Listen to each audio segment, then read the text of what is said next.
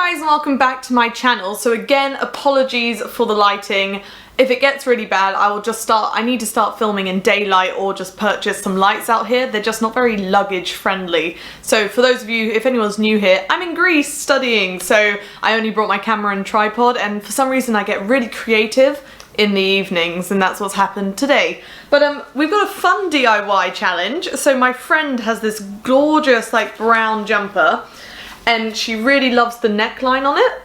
So it's got like these lovely buttons, and she loves how it kind of sits, but it's too like oversized, and she wants to turn it into a crop top. Now the issue with that is it is a kind of knit, so it's 100% wool as well. So to cut it comes with a lot of challenges. Obviously I don't have a sewing machine here, so there's not really many ways that you can cut wool and stop it from undoing unless you literally try and catch every thread, unless you have a sewing machine. So I'm going to crop this jumper without cutting it, and I thought I would show you guys how I do that in case any of you were curious and wanted to do the same. Because sometimes you might have a jumper that you want to crop without cutting it, because then it is reversible. So yeah, I will put this on for you now so we can see what it looks like as the before, and then let's get to it. This is the before, so as you can see, it's just a little bit too oversized and masculine, but the actual structure of the top is beautiful. I love the button, so I can understand why she fell in love with it, and I really like the sleeves as well. So it's a really nice colour and style. It just looks a little bit, I think it still has quite a masculine vibe to it, like having it long. But what's really nice about this one is it's tight around here, so I guess that's just for added warmth. But what it means is when I turn this into a crop top, we can use the tightness of that to kind of make like a bra underneath it. Wait, let me show you my thinking.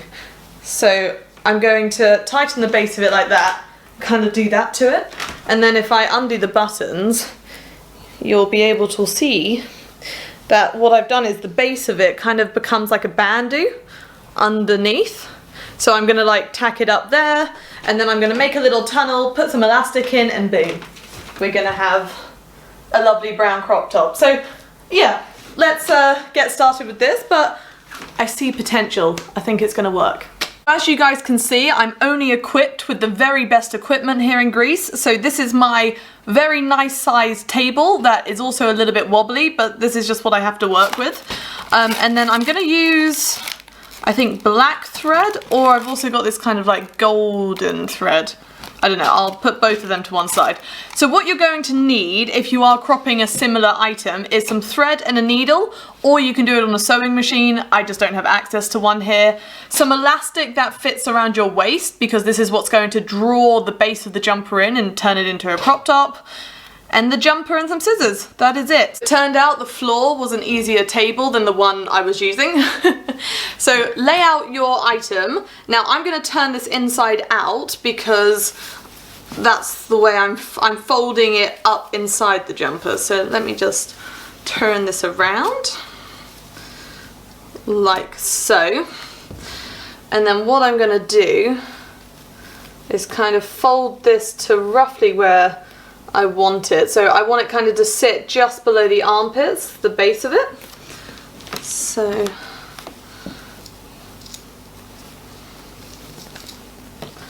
dun, dun, dun.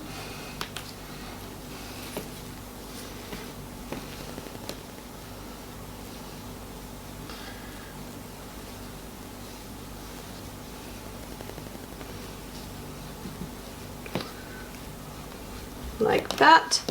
And I'm just going to do the same on the other side. Just wiggle it up to the armpits. Like that. Okay. So you can kind of see my thinking here.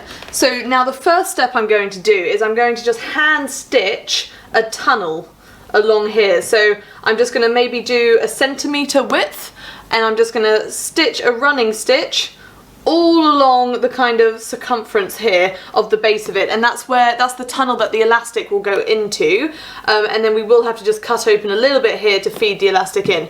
So that is the first step.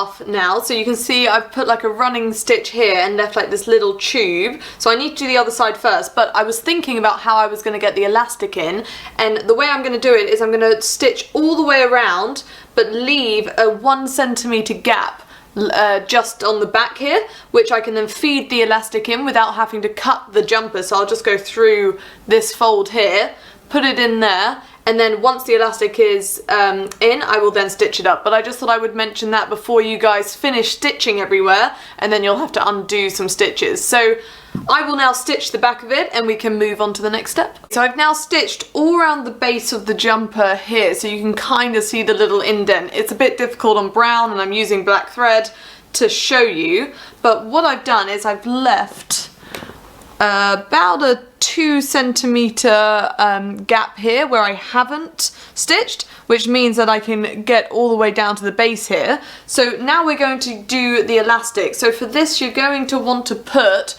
a safety pin either side of it. So this helps you feed it through the tunnel that you've just sewn. So I'm going to put one on either side just because sometimes whilst you're feeding through one side, the other one can kind of go disappearing, which isn't useful. So let's just put that there. So now you're going to take the safety pin and feed it through the gap you've created. And then just slowly kind of wiggle it round.